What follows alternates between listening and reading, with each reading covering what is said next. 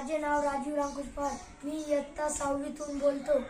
शाळेचे नाव जिल्हा परिषद उच्च प्राथमिक शाळा ब्राह्मणगाव, केंद्र एकतुनी, तालुका पैठण, जिल्हा छत्रपती संभाजीनगर. नमस्कार. गांडूळ खत निर्मिती व सेंद्रिय शेती.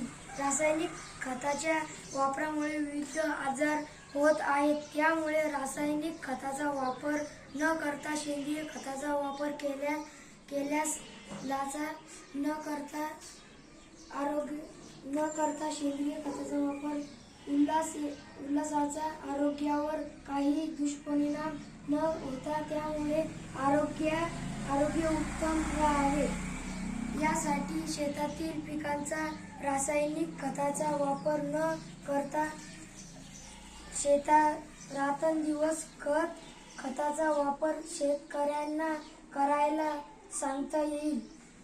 त्यासाठी गावातील निघालेल्या ओला कचरा, शेतीमधील पिकांचे अवशेष, झाडाचा पाला पाचोळा यांचा पुढील प्रमाणे वापर करता येईल.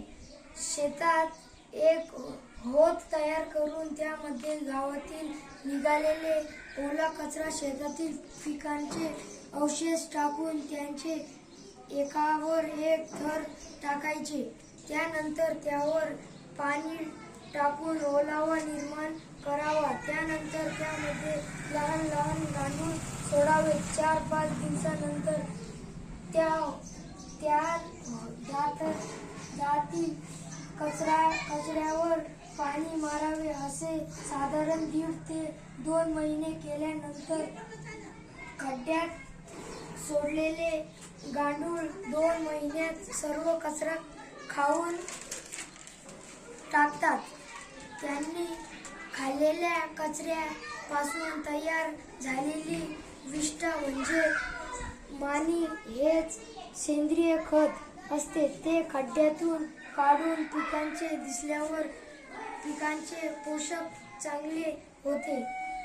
या खताच्या वापराने तयार झालेल्या भाजीपाला धान्यापासून खाल्यास आपले आरोग्य चांगले राहते व आजारात धोका राहत नाही.